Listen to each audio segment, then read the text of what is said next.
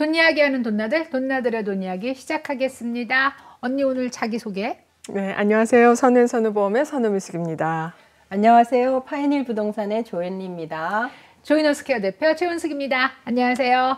자, 오늘은 좀 색다른 얘기를 한번 해보려고 합니다. 출산율에 대한 얘기인데요. 저희가 뉴스를 요즘 자주 볼 수밖에 없어요. 옛날에 비해서 이제 저희가 머니돈나에서 어떤 말씀을 해드리면 좋을까라고 하다 보니까 그때 한국 출산율이 0.78이다 이런 얘기가 나왔을 때 0.78이 그게 어떤 정도의 느낌이지를 모르겠는 거예요. 사실은 0.78이라고 하지만 그게 딱 와닿지를 않잖아요. 그게 그래서 무슨 뜻인지 언니 알아요?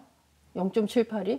그게 이제 뭐 합계 출산율이라 그래서 두 명이 0.78명을 낳는다는 거야. 맞아. 또 뭐 이것저것 합치면 한 사람도 아니고 두 명이. 그게 더 놀라운 거지. 그래서 합계 출산율이라고 부르고 뭐 그거를 내는 뭐 여러 가지 공식 같은 게 있더라고. 근데 우리가 편하게 생각하려면 두 명이 0.78명을 낳는다. 근데 그게 피부에 와닿질 않는 거잖아. 아이디어한 거는 그럼 두 명을 낳아야지 그렇지. 아이디어한 거네. 그게 현상 유지지. 현상 유지죠. 그게 현상 유지야. 근데 1만 돼도 반으로 주는 건데 그럼 반보다 더 주는 거야. 심각하네. 그래서 저희끼리 한번 그럼 미국은 어떠냐 이 얘기를 좀 해보면 0.7이라는 숫자가 얼마나 이게 심각한 상황인지 얘기를 할 수 있지 않을까라는 생각을 했어요. 혹시 미국은 얼마인 줄 아세요? 미국은 1.78인가 78인가 그 정도. 그러니까 그것도 굉장히 낮은 거지. 두 명을 안 나니까. 그렇지. 그러면은 현상 유지가 안 된다는 줄어드는 거잖아요. 것이 어쨌거나. 언니는 몇 명이에요? 2명이에요. 조엔? 나도 둘? 조이스도 둘. 그러니까 우리는 최소한 현상 유지를 한 거죠. 역할을 한 거야. 임무를 다했습니다. 그런데 옛날에는 우리 바로 전 세대만 해도 셋 이상들 낳으셨고 뭐 어떤 집은 정말 7, 8도 낳으셨고 저희 남편이 5남매 장남이시고 그리고 언니는 그러면은 시댁이나 언니 쪽에 몇 명이었어요? 우리는 시댁은 일남일녀. 거긴 적게 나셨다 옛날인데도. 전 우리 남편은 독자. 아버님, 어머님이 월남하셔서 늦둥이 본 거지 우리 남편은. 그래서 뭐 잘못하면 진짜 아니가 아니라 대가 끊기는 그런 그러니까 어르신들 생각으로는 그 대가 끊긴다는 의미를 엄청나게 크게 생각을 하셨으니까. 근데 우리 때까지는 두 명을 기본으로 생각을 하고 뭐 하나 있거나 셋 있거나 둘만 낳아 잘 기르자가 표어였어요. 우리 맞아. 언니 때 표였죠. 그런 거 있었죠.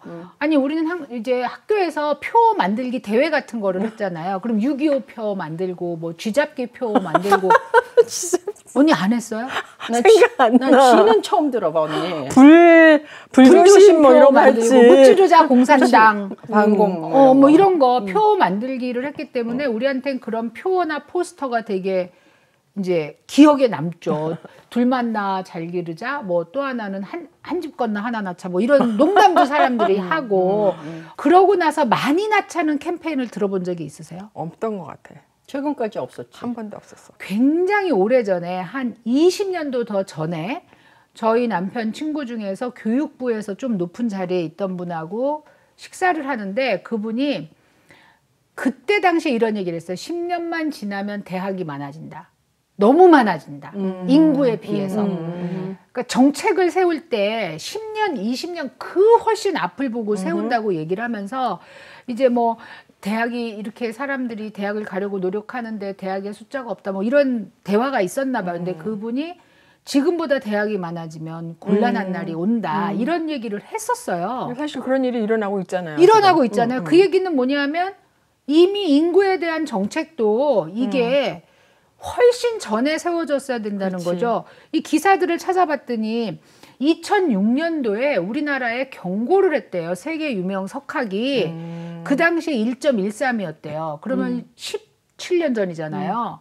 너네 이렇게 하다 나라 망한다. 지구상에서 없어지는 최초의 국가가 될 거다라고 경고를 했대요. 나도 그걸 읽고 깜짝 놀랐어요. 그죠? 너무 무섭더라고. 그런데 17년이 지난 지금도 어떤 캠페인이나 정책으로 우리가 뭔가 애를 많이 낳아야 된다 이런 거를 들어본 게 극히 최근이라는 거죠. 그죠. 그러면 대학 세우는 문제도 이것도 다 연결이 되는 거잖아요.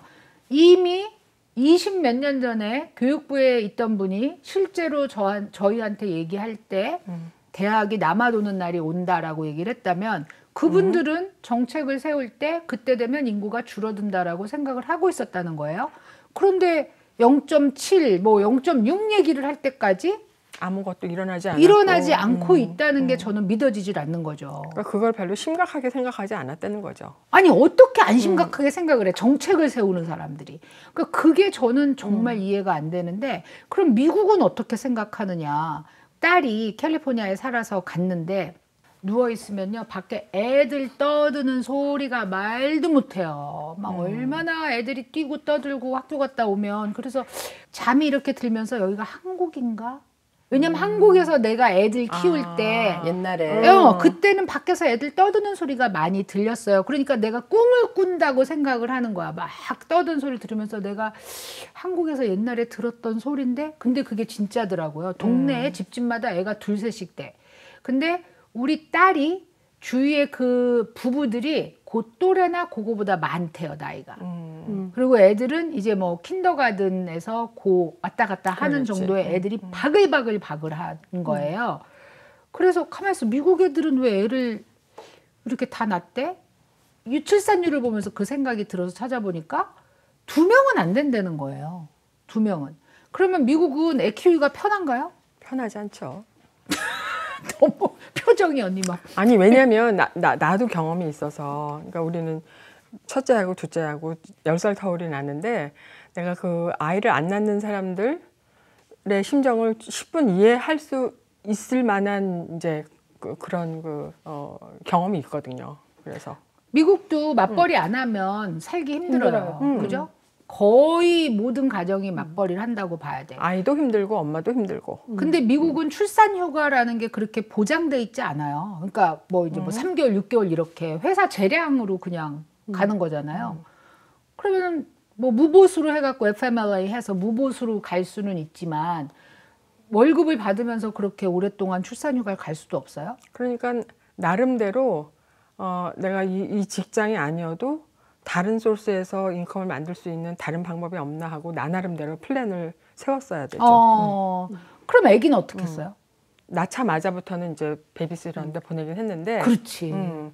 그 과정에서 이제 둘째한테는 조금 미안한 부분이 아닌 게 아니라 있어요. 왜냐하면 항상 내 커리어랑 막 애 키우는 거랑 커리어하고 막 이렇게 갈등이 해서 근데 생겨서. 커리어의 갈등만이 아니라 경제적인 갈등이 있잖아요. 그것도 그렇고 이거 왜냐하면 애를 맡기는 돈보다는 보다는 더 벌어야지. 그렇지.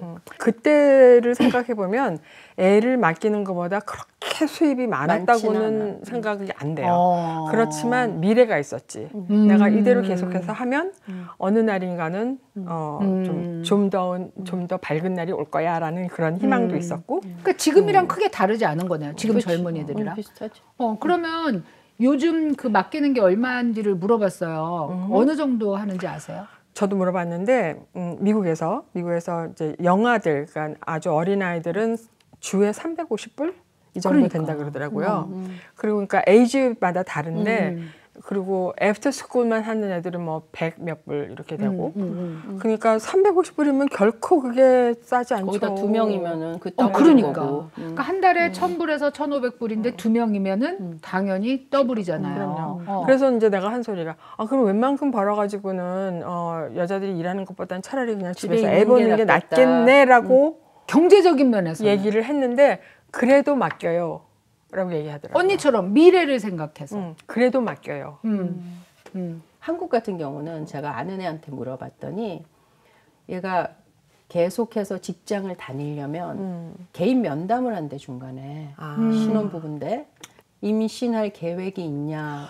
이게 인사하고 관련이 있대. 그러니까 얘가 딱 그게 순간적으로 인사 그거 처리 오는데 지금 개인 면담을 하자는 이유가 나의 앞에 내년에 어떻게 될 건가가 지금 이 사람이 궁금한 거네. 그래서 없다고 얘기를 했대 얘가. 와. 그러니까 겁이 난 거야. 어머. 그러니까 그런 분위기가 굉장히 팽배하대. 그럼 안 되는 거지. 그거 미국에서는 쑥감이지. 그럼요. 말이 안 되지. 그러니까 한국은 아직도 여자가 직장에서 일하는 거에 있어서 그 임신하고 불평등이. 출산하는 거에 대한 불평등을 받는 거지. 또 하나 미국은 애들을 혼자 집에 두면 안 되는 법이 있잖아요. 그죠? 그러니까 그렇죠. 애들이 뭐 열 몇 살이 될 때까지 13살? 4살인가 3살인가? 혼자 집에 있으면 안 돼. 그러면 무조건 애프터 스쿨을 보내거나 아니면은 베이비시터를 보내거나 해야 돼요. 그런데 엄마들이 집에 안 있으면 한국은 뭐 이제 학원 차 같은 게 다니잖아요. 그래서 애를 여기서 끝나면 여기서 실어다 주고 뭐 아니면은 서울이나 이런 대도시는 애들이 버스도 탈 수 있을 것 같아요. 근데 여기는 엄마가 데려다 주지 않으면 아무것도 못 하는 곳이라 훨씬 미국이 키우기 더 힘들지. 그리고 거기 한 군데만 애가 있어야 되는 거잖아요. 누군가가 라이드를 하든지 네. 어른이 있어야 되는 거지. 우리 아들은 이제 애가 하나는 킨더가든 하나는 3살 이러면 다니는 학교가 달라진 거야. 그럼. 둘 다 그냥 유치원에 다닐 땐 한 학교를 다녔는데 이제는 다니는 학교가 달라져서 각기. 이게 데려다 주고 데리고 오고가 찢어지게 되는 거잖아요. 그러니까는 두 부부가 일을 해야 되니까 정신이 없는 거지. 엄청 바쁘지. 그리고 또 집에 와서 밥해 먹이고 막 다 해야 되잖아요. 그러니까 사교육이라는 건 생각할 수가 없어. 이게 완전히 다른 얘기가 되는 완전 거야. 컨셉이 다르죠. 그러니까 지금 젊은 친구들이 결혼도 꺼리고 결혼을 안 하니까 출산율도 낮아지는 거고. 그런데 결혼 안 하는 이유 중에 집값, 교육비, 양육비. 그렇지. 그러니까 교육비가 엄청 커. 경제적인 것도 있지만 이제 제가 안 그래도 우리 직원 중에 이제 애기 엄마가 젊은 애기 엄마가 있어서 물어봤어요.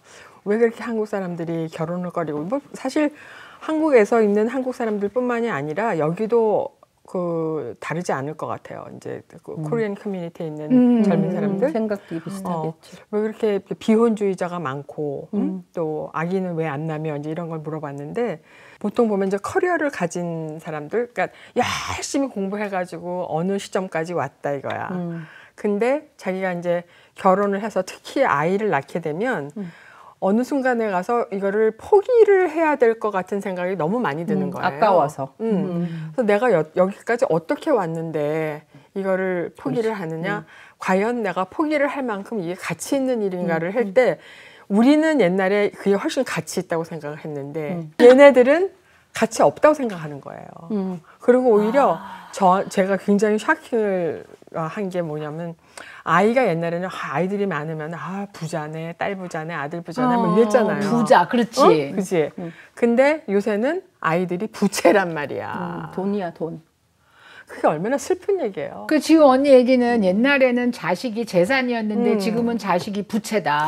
부담스러운 거지. 부담스럽고 또 하나는 젊은이들이 언니 세상이 바뀌면서 재밌는 게 너무 많아졌대. 아이 키우는 것보다 게임도 재밌는 게 많고 하여간에 세상에 즐길 것들이 너무 많아져서 나는 내 인생을 이렇게 즐길래 차라리.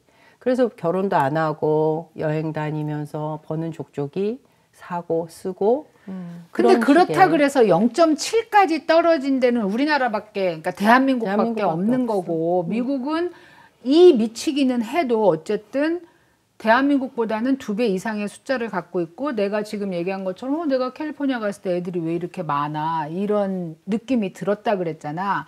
근데 지금 한국의 가장 큰 문제라고 얘기하는 이 저출산이 지금 언니가 얘기한 것처럼 경제적인 데가 굉장히 많다. 그래서 경제적 효율성에 따라서 애를 낳거나 안 낳거나 되는 거죠. 내가 애를 낳은 게 경제적으로 훨씬 효율이 크다.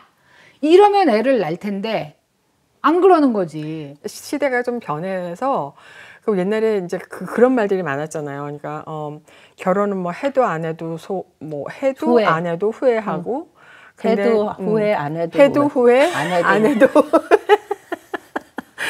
근데 아이는 꼭 낳아야 된다. 근데 나는 앞에 거 잘 모르겠고 뒤에 거는 정말로 동감하는 것 같아요. 왜냐하면 지금 이제 젊은 사람들이 정말 재미있는 게 많아서 뭐 다른 거 뭐 컴퓨터도 할 수 있고 여행도 다닐 수 있고 차라리 그 돈 가지면 내가 뭐 아이를 키우고 양육비에 쓰고 뭐 이러는 것보다는 나를 위해서 쓸 거야 이런 생각 갖는 거 맞는데 조금 더 나아가서 20년 후, 30년 후 내 나이보다 더 많이 먹었을 때 그때를 생각한다면 우리 맨날 얘기했잖아요. 노인이 돼서 혼자 남았을 때 그 고독함, 외로움 이런 거가 과연 그런 것과 바꿀 수 있는 것일까?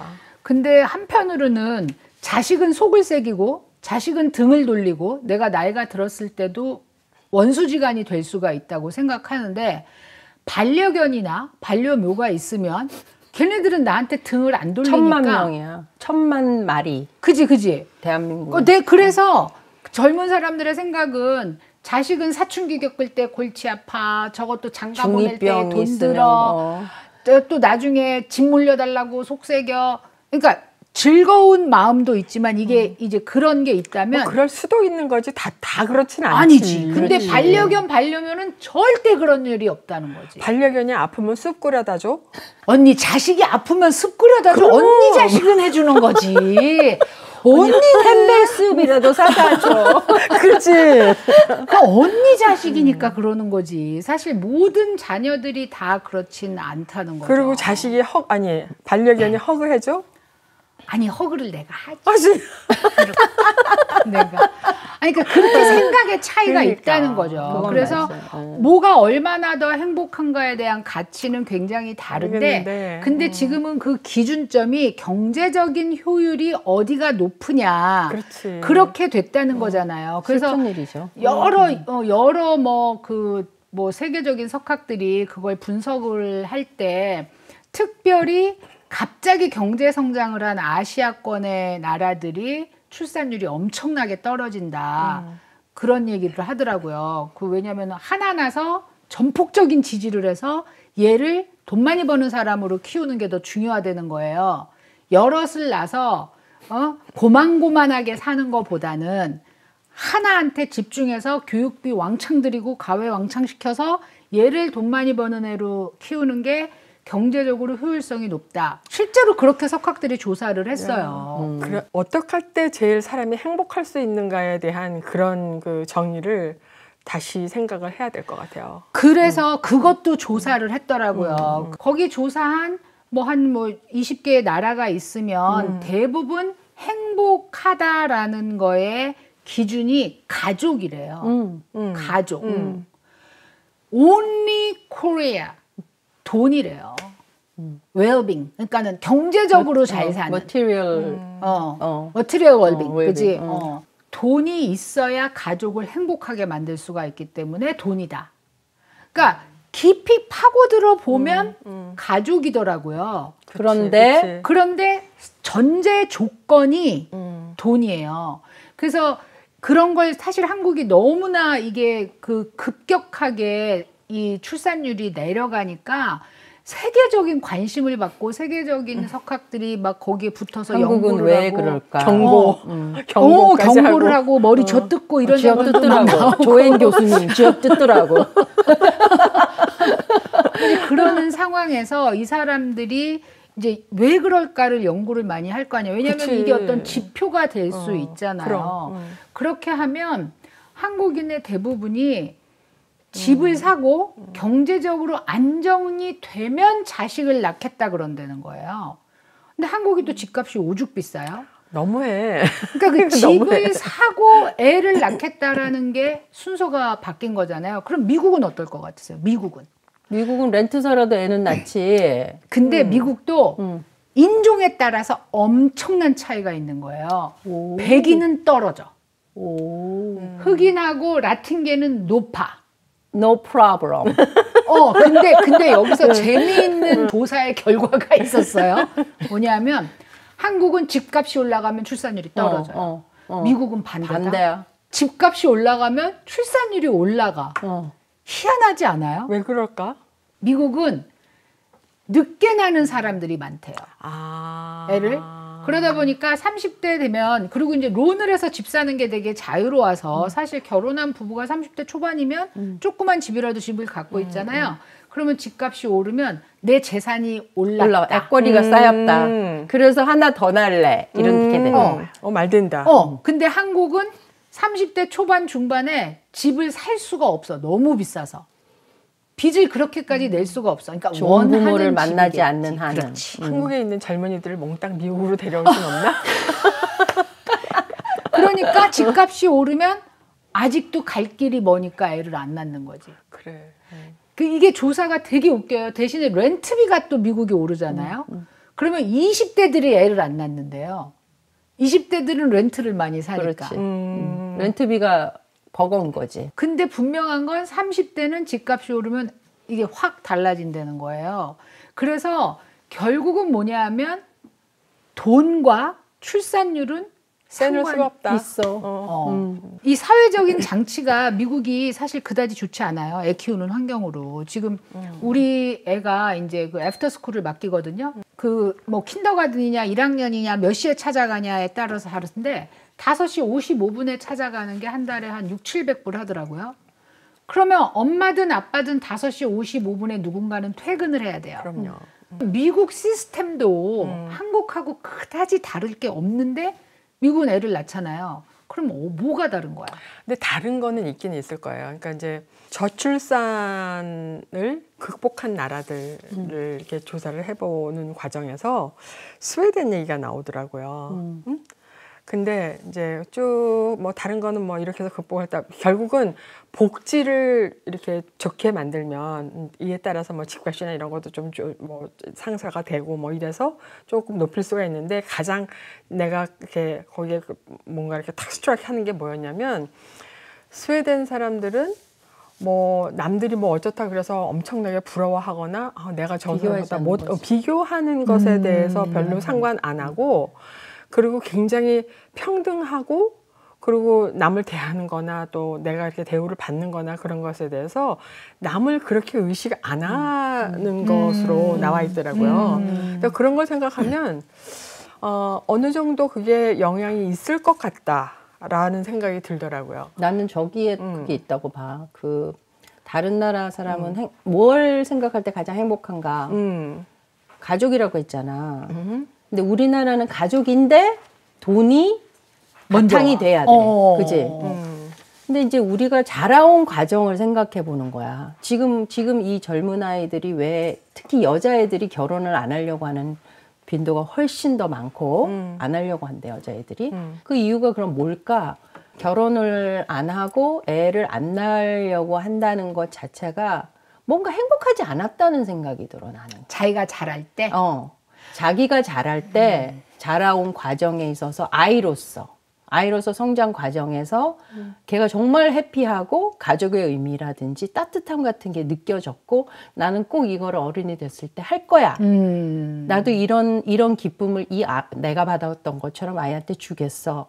이런 생각이 있으면 과연 그걸 다른 거하고 바꿀 수 있을까? 나는 그런 생각이 든다는 거지. 그런 사람도 있겠지. 어떻게 그게 아니 나는 근데 조앤 말이 맞다고 생각하는 게 젊은 사람들한테 결혼과 출산을 안 하는 가장 큰 이유가 뭐냐 그러면은 그 경제적인 거와 함께 경쟁 사회이기 때문에 내가 그렇게 학원 다니고 뭐 그 학교에서 맨날 야자하고 이렇게 행복하지 않은 세월을 보냈는데 내 자식도 그렇게 보내는 게 싫다. 그 의견이 되게 많아요. 나는 좀 답답한 게 뭐냐면 지금 언니가 말한 그 스웨덴의 예하고 비슷해 이게 지금. 맞아. 막 일맥상통해. 그래? 우리는 그러지 못했거든. 우리는 늘 누구를 부러워했고 늘 누구랑 비교했고 하다못해 학교에서 등수를 1등부터 꼭지까지 그렇지. 공개를 하지를 막 않나? 붙여놓지 벽에. 우리가 그런 경쟁 사회 속에 살았다고. 근데 조앤도 그런 속에서 살았잖아. 나도 그런 속에서 살았지. 그렇다고 안 났어? 근데 언니 라떼라고 그게 언니는 언니는 라떼라고. 근데 그게 왜냐면 언니 해석이 그때 비교했던 거하고 지금하고는 완전 차이가 나는 게 나 때도 학원 다니는 애들 있었고 과외하는 애들 있었지만 100%는 아니었고 선생님한테 맞아도 학교 가면 애들하고 노는 게 즐거웠단 말이에요. 그런데 요즘 애들은 그냥 한 3살, 4살 되면 이미 학원으로 내몰리고 그렇게 해서 자란 애들이야. 진짜. 그리고 아이들이 굉장히 개인주의야. 개인주의의 그 인식이 많아. 내가 우리 조카를 보고 있으면 내가 간혹 한국을 가면은 걔랑 개인 데이트를 해요, 조카랑. 몇 살? 지금 고등학생이지. 근데 갈 때마다 그거를 하는데 얘가 어떻게 잘하고 있나를 이제 나는 거기서 조금씩 보는데 되게 아빠, 엄마가 아들 하나라 잘 정성 들여서 키우고 가능하면 사교육을 안 시키려고 애를 쓰고 막 그렇게 키웠어. 그런데도 내 눈에는 굉장히 물질적이고 개인적으로 보여.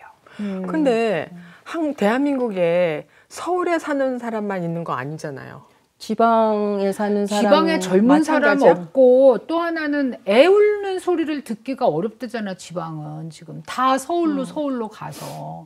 그러니까 대한민국은 약간 도시국가가 돼가고 있어. 서울이라는 도시국가. 약간 그런 생각 들어요.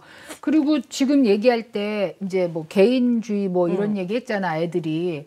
그럼 도대체 걔네들이 왜 그렇게 경쟁을 하나 보면 결국은 어떤 정책이나 매스컴에 의해서 아니면은 뭐 SNS에 의해서라는 게 되게 많은데 누가 결혼을 한다 그러면 첫째는 어떤 예식장에서 해야 되나. 제가 이번에 5월 달에 가서 결혼식을 참석을 했다 왔잖아요. 결혼식 자체는 한 뭐 30분, 40분에 끝나는 것 같은데 스드메라 그래갖고 스튜디오 촬영, 드레스, 메이크업을 아예 어떤 패키지로 이렇게 네, 예식장에서 하는 모양이야. 그러면은 그게 얼마짜리냐 이런 게 얘네들한테 엄청, 왜냐면 내 친구 결혼식에 갔는데 걔는 뭐 500만 원짜리를 했다. 뭐 이런 비교, 그러니까 초경쟁이라고 말하는 게 학교에서 비단 성적만 경쟁하는 게 아니라 하다못해 어떤 예식장이냐, 뭐 스드메가 얼마냐 이런 거를 난 스드메가 뭔가 했어요. 근데 나는 요즘 아이들이 보면 SNS를 하잖아. SNS를 하면 할수록 애들이 어떤 문제가 있냐면 우울증이 심해져요. 맞아. 우울증이 심해지는 이유는 뭐냐면 얘는 이걸 하고 있네. 거기서 남들은 다 보는 거야. 다 부자고 다 행복해. 맞아. 페이스북, 인스타그램에서 다른 사람의 삶을 보면서 부러워하다가 나는 그렇지 못한 자기를 자책하는 거야, 애들이. 그래가지고 우울증에 빠지는 거야. 똑같은 거야. 그게 지금 거기서도 계속 비교를 하고 있고 당하고 있는 거야. 테크놀로지가 대한민국이 얼마나 좋아. 인터넷 속도며. 근데 그걸 가장 빨리 섭렵하고 가장 빨리 하는 나라도 대한민국이야. 그러다 보니까 그 속에서 더 많이 기계화되고 문명화되는 게 대한민국 사람인 것 같아. 그럼 그것 때문에 더 피해를 보는 거네, 말하자면? 좋은 점도 있지만 나쁜 점이 점도. 있을 수도 있는 거예요. 근데 그 숫자가 적은 게 얼마나 큰 영향을 주냐 하면 2070년이 되면 대한민국의 국민 수가 3천만 명 정도 된다 그러지. 지금보다 뭐 3천 뭐 몇몇 명이 된다는 거예요. 그러면 군인은 어떡할 거고 그 생산성이 있는 인구는 어떡할 거냐. 군인은 로봇으로 대신해야 돼. 진짜 언니. 그러면 미국은 지금 뭐 1.7 몇이라고 하잖아요. 그럼 미국도 줄어드는 거잖아요. 그런데 미국 사람들은 걱정을 안 하고 최근에 의회에서 우리는 걱정 없다라고 발표까지 했잖아요. 이민을 또 많이 받잖아. 이민 때문에 그렇다는 거야. 들어오지 말라고 막 그러잖아. 근데 전 세계적으로 가장 이민에 배타적인 나라가 또 대한민국이야. 맞아. 근데 미국도 차별 당해요. 우리 차별 당해. 그지? 그런데 그게 조금 달라. 왜냐하면 한국에 갔을 때 식당에 가면 서빙하는 분들이 북한 사투리 비슷한 연변에서 오신 분이나 뭐 우리가 조선족이라고 부르는 분들이 이렇게 하면 그분들한테 태도가 되게 달라요. 진짜? 그러니까 우리는 여기서 차별이나 이런 걸 이제 되게 조심하고 살고 그치. 또 하나는 그렇게 하면은 법적인 문제가 된다라고 하기 때문에 실제 속하고는 다르게 겉으로는 조심하지. 상당히 배려를 할 수밖에 없잖아요. 수당하면 큰일 나니까. 그런 게 있잖아요. 대한민국은 아직 그런 게 적어서 그런지 되게 너무 함부로 말해요. 갑질이네 또 나오네. 그 백인을 대할 때 태도와 동남아인을 대할 때 태도가 엄청 차이가 있다. 그런 얘기를 해요. 그러니까 사실 그 우리나라가 단일 민족이라는 데서 빨리 벗어나야 되잖아요. 5,000년 역사의 단일 민족이라고 교과서에서부터 우리를 가르쳐 왔는데 이제 와서 우리한테 우리 다 같이 이렇게 뭐 협력해서 그 다른 나라 사람 민족이랑도 협동해서 살아야 돼. 하루아침에 바뀌기 어려워요. 힘들 것 같아. 그래서 미국은 사실은 이민자를 받아들일 때 양질의 이민자를 받아들이겠다고 계속 얘기를 하잖아요. 교육 많이 받은 사람. 그러니까 우리 이민 올 때 여러분 여러 가지 서류를 작성하는데 그 얘기를 해요. 이 사람이 미국에 필요한 사람이면 반드시 영주권이 나온다. 우리 이런 얘기해요. 그래서 내가 미국에 필요한 사람이라는 걸 증명해야 되잖아. 나는 뭐를 할 줄 알고 뭐 나는 뭐 공부를 이만큼 했고 이런 식으로. 그래서 비숙련 이민이 사실은 제일 밑에 있잖아요. 그 순위가 있으면.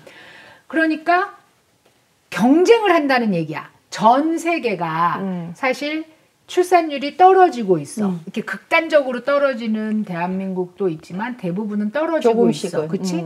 그러면 자기네 나라 인구를 지키기 위해서 이민자를 받아들일 때 양질의 이민자를 받아들이기 위해서 노력을 할 거란 말이에요.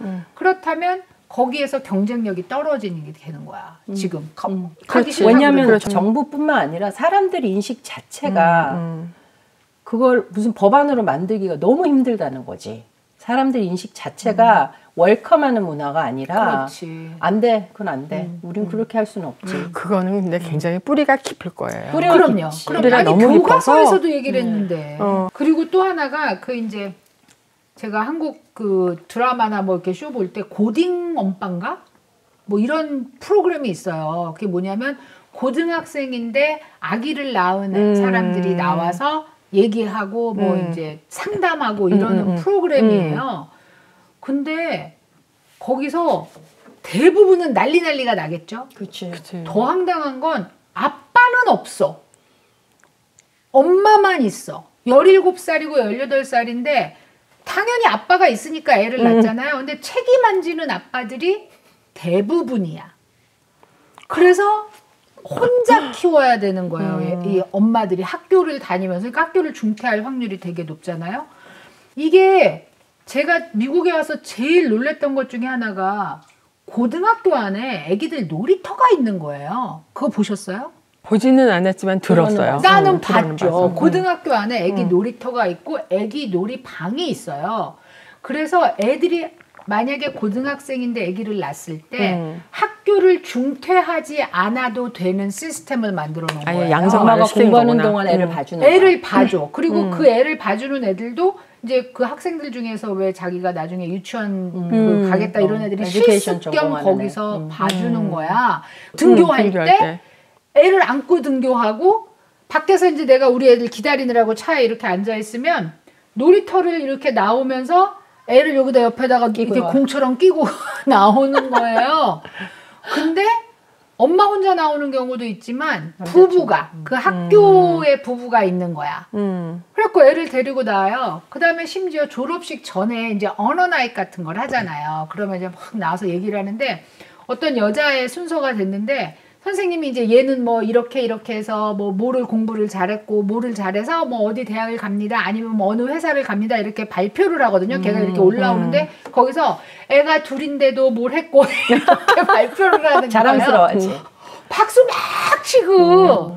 솔직히 말해서 자랑스럽지 않아요? 그러니까 용기가 대단한 거지. 그 나이에 애를 낳았다는 거를 떠나서 근데 두 명을 데리고 공부를 그렇게 마치고 꿋꿋하게 하는 건 정말 박수 받을 일이지. 그러니까 그게 개인적으로 걔가 얼마나 행복할지 불행할지 모르겠는데 문제는 사회적으로 인정을 한다는 거지. 그렇지. 뭐라고 손가락질 안 한다는 거지. 본인 자체도 내 아기가 생겨서 나는 귀하게 이렇게 키울 건데 so what? 이러고 하는 거잖아. 그래도 나는 속으로는 오 마이 갓 했어요. 나는 솔직히 나는 어떡하지 이러면서 그리고 야 우리 딸이 이런 거 보고 배우면 어떡하지? 나는 그냥 나쁜 한국에서 영향을 받을 수 있겠다고 생각하니까. 괜찮다고 생각하면 어떡하지 이렇게. 나는 한국에서 나고 자라고 그런 교육을 받은 사람으로서. 근데 이제 세월이 이렇게 지나면서 보니까 그게 나쁜 건 아니라는 거죠. 언니 말대로. So what? 언니 사실 우리 나이 되면 세상의 모든 게 별로 이해 안 가는 게 없잖아. 그렇게도 됐지. 그래 나도 젊었지. 그러니까 사실 조금 너그러운 마음으로 보면 그렇게 큰 일도 아니야. 그게 지나고 보면. 지나고 보면. 근데 우리는 입양을 얘기하면 진짜 우리가 못 먹고 못 살 때를 얘기하잖아. 근데 아직도 엄청나대요, 입양이. 그리고 정부에서 창피해서 입양을 못 나가게 해서 오히려 문제가 된다는 거예요. 외국 입양을 안 시키니까. 그럼 국내에서 입양을 해야 되는데 못 하잖아요. 안 못하는 하죠. 이유는? 이제 얘가 입양했다는 사실을 다른 사람이 알게 되면 차별을 당하는 거잖아요. 그러니까 연예인들 아니면 입양도 힘든 거잖아요. 연예인들은 까놓고 뭐 연예인이니까 하고. 뭐 이렇게 남의 일에 관심이 많아? 그게 지금 문제예요. 아까도 말했듯이 그 터부시한다고. 그러니까 남의 일에 관심이 많아. 이건 안 좋은 거라고 터부시하는 게 너무 많아. 그러니까 남의 일에 관심이 많은 것 때문에 경쟁을 하는 거고 스드메도 몇백만 불짜리 해야 되는 거고 이렇게 되는 거잖아요. 그게 남하고 비교한다는 것 자체가 남의 일에 관심이 있는 거니까. 사실 세상이 좋아지면 그 스드메 나도 스드메 했는데 청담동에서 뭐 사진 찍고 패키지 할 때 했는데 그때 그걸 하면서 나중에는 이런 것도 안 하겠지 애들이. 그리고 언니 사실 요즘 스몰 웨딩이 얼마나 예쁘고 좋아. 근데 젊은 애들이 그 결혼식 비용이 비싸서 결혼을 못 한다는 게 이해가 안 가. 맞아. 스몰 웨딩 충분히 해도 되잖아. 연예인들도 많이 하는데 왜 그건 안 따라하지? 아니 낸 돈 뽑아야지. 그거구나. 그게 있잖아 또. 부모님들 특히 내가 너 35살에 장가 갈 때까지 뿌린 돈이 얼만데 그거 나오지. 큰 거 한 장은 돼야지. 그러니까 이러면서. 이게 다 맞물려서 이런 문제가 생기는 거지. 출산율 하나만 어떻게 되는 그렇겠지. 건 아니야. 지금 그 얘기한 것도 뭐냐면 사실은 혼외자라고 하잖아요. 혼인 외에 발생한 그 출생을 혼외자라고 하는데 전 세계적으로 혼외자 비율이 30%랍니다. 3명 중에 1명이야? 아니 뭐냐면 미혼모. 미혼모 그렇지. 그런 게 가능해. 결혼하지 않고 그러니까 프랑스는 부부가 결혼하지 않고 평생을 같이 산대잖아. 법으로는 남남인데 왜 애는 낳는 거지. 그러니까 출산조차도 결혼조차도 다양하지 않기 때문에 남들이 하는 걸 다 해야 되기 때문에 결혼도 안 하는 거고 결혼도 안 하고 애도 안 낳게 된다는 거지. 굉장히 획일화된 사회라는 거야. 그래서 다양성이 없어. 그치? 이거는 우리나라뿐이 아니라 이 유교 문화를 가지고 있거나 갑자기 급속도로 발달한 그 아시아 중국도 마찬가지겠네. 여러 나라가 중국이나 뭐 같이 갖고 있는 문제래. 그러니까 중국은 지금까지 인해전술만 우리가 들어봤는데 그 사이에 하나만 낳기 운동을 했잖아. 그렇지. 중국도 큰일 났지. 중국도 큰일 난 거야. 그래서 그러면 어떻게 바꿀 것이냐. 나는 어떻게 바꿀 것이냐면 나는 나만 바뀌어야 되는 거잖아. 사실 내가 강제적으로 너도 바꿔 할 수는 없는 거잖아요. 그것도 똑같이 이 출산율에서도 나만이라도 바뀌자가 뭐냐 하면 차별하지 말자. 옆집 애가 미혼모라 그러면 어머 얘 너 쟤랑 놀지 마. 너 큰일 난다. 쟤 아버지 없는 애다. 이렇게.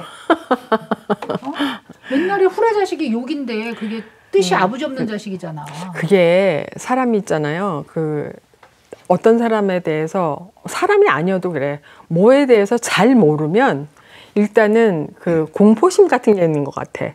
그러니까 사람도 이 사람을 잘 모르면 내 마음대로 막 생각을 하게 되잖아요. 내가 이 사람에 대해서 지금 옆집에 있는 그 미혼모 아는 게 아무것도 없잖아. 없지. 그렇잖아요. 근데 어떻게 그냥 함부로 생각하냐고. 근데 이렇게 차별하잖아요. 그러니까 그것만 보고 차별하는. 사회적인 장치는 장치예요. 뭔가 정책으로든 사회적인 장치가 있어서 보호해야 되고 뭐 그거는 더 큰 분들이 높은 분들이 하시겠지만 일단 내가 바꿔야 된다는 거죠. 내가. 그리고 뭐 비혼을 선언했다 이러는데 난 애를 입양해서 키운다 그러면 이제 부모님이 펄쩍 뛰잖아요. 그죠? 그럴 일도 아니고 그리고 일단은 남들이 어쨌건 간에 내가 좋으면 하는 거고 내가 싫으면 안 하는 거고 좀 나만의 어떤 긍지라든지 이런 거를 좀 더 가졌으면 좋겠어요. 젊은 사람들이. 그러니까 왜 정책이 뭐 안 바뀌냐 국회의원들은 뭐 하냐 이런 거를 얘기하기 전에 일단 사실은 내 마인드가 좀 바뀌어야 되는 게 필요한 것 같아요. 경제적인 거 물론 굉장히 힘듭니다. 근데 이제 저야 라떼 얘기고 뭐 옛날 얘기라고 다 하시는데 저야말로 넷을 낳고 싶었어요. 근데 언니도 넷? 나는 넷이 되게 좋았어요. 근데 우리 남편이 그 당시에 뭐 어려운 집에 장남으로 크면서 자기가 애를 많이 낳아서 키울 자신이 없었대. 요즘 젊은 애들하고 똑같은 거예요. 그러니까 둘만 낳으면 충분하다. 내가 얘네들을 어떻게 키우냐. 책임질 수 없다. 그래서 좀 싸웠었어요. 이제 애 문제에 대해서. 근데 우리 남편이 그때 이런 얘기를 하는 거예요. 당신이 너무 힘든 걸 보는 것도 너무 마음이 아프다. 한참 세월이 지나서 더 이상 낳게 될 수 없을 때가 되니까 후회한다 그러더라고요. 세월이 지나놓고 보니까 경제적으로는 결국은 20대 때보다 30대, 30대 때보다 40대가 점점 나아지더래. 그때는 몰랐는데. 더 열심히 살지 않을까, 언니? 더 열심히 사는 거지. 원래 어른들이 하는 말이 있었잖아. 애는 그냥 놓으면 놓은 대로 지복을 타고 난다고. 그런 얘기 하지 마. 그럼 안 돼? 그거보다는 어쨌든 더 열심히 살고 책임감이 있고도 하고 또 노하우가 생기잖아. 사는 노하우가. 맞아. 그러다 보니까 언니도 바퀴벌레 살던 집에 살다가 그렇지. 지금 이렇게 살고. 그렇지.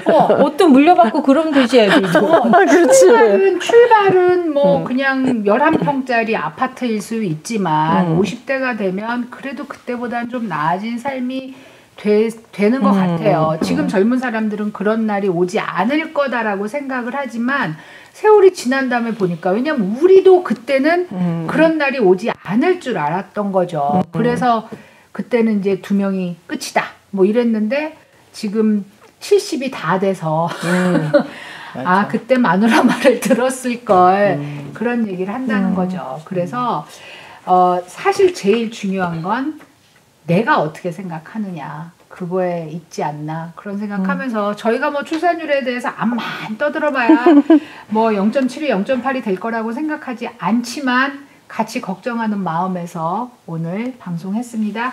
여러분들의 의견도 있으실 거고요. 또 자녀들 때문에 속 썩는 분들 있으실 거예요. 여러분 다들 일단 내 마음을 바꾸자. 여기에 좀 집중하면 어떨까 하고 생각합니다. 네, 오늘 수고하셨습니다. 자, 네. 시청해주신 우리 돈나님들 너무나 감사합니다. 감사드립니다.